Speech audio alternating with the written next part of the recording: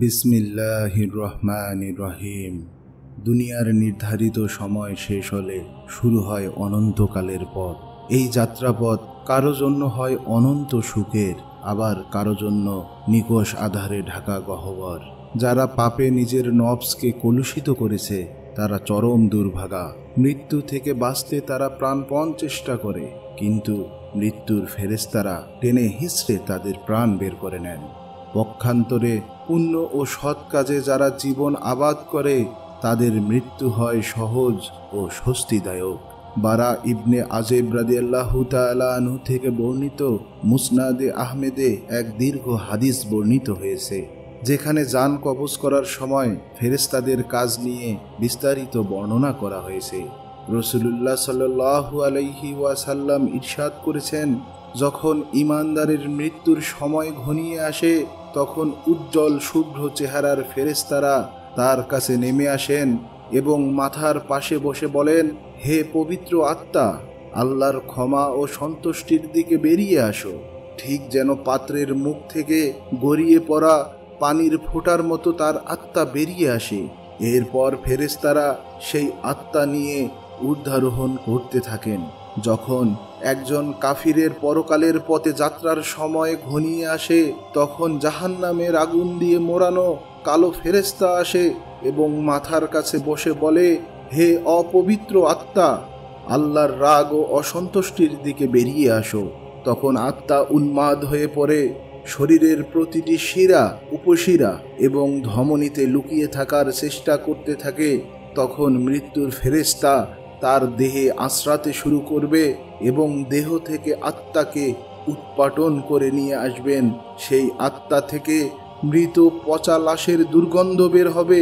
তারপর আত্মাটিকে জাহান্নামের আগুন দিয়ে মোড়ানো হবে এবং এটি প্রথম আকাশে নিয়ে যাবে, কিন্তু তাদের জন্য আসমানের দরজা খোলা হবে না। রাসূলুল্লাহ সাল্লাল্লাহু আলাইহি ওয়াসাল্লাম বলেছেন, জীবিত থাকা অবস্থায় কয়েক মুহূর্তের জন্য আমরা মৃত্যুর ফেরেশতাকে চোখের সামনে দেখতে পাব।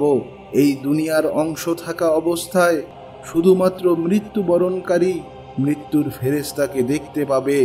আর এই জন্য আপনি যদি এমন কোনো ব্যক্তির পাশে থাকেন যিনি তার জীবনের শেষ নিঃশ্বাসগুলো নিচ্ছেন, তবে আপনারা তার মুখমণ্ডল, চেহারার দিকে তাকালে দেখতে পারবেন যে সেই মৃত্যু পথযাত্রী ব্যক্তিটির দৃষ্টি ক্ষণিকের জন্য স্থির হয়ে আছে এবং তারা এক দৃষ্টিতে উপরের দিকে তাকিয়ে রয়েছে।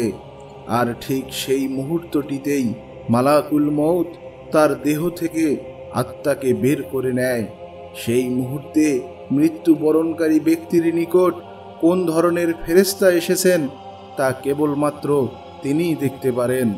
আমার ভাইয়েরা, আমরা প্রত্যেকেই আমাদের নির্ধারিত সময়ে মারা যাব, তবে মৃত্যুর সেই মুহূর্ত কেমন হবে তা আমাদের উপরই নির্ভর করবে। দুনিয়ার বুকে যদি আমরা ভালো জীবন যাপন করি, যদি আল্লাহ সুবহানাহু ওয়া তাআলার আনুগত্যশীল জীবন যাপন করি, যদি মৃত্যুর পূর্ব মুহূর্ত পর্যন্ত ঈমানের সাথে থাকতে পারি, তবে আমাদের মৃত্যু হবে খুবই সহজভাবে এবং পরকালে পাব অনাবিল প্রশান্তি।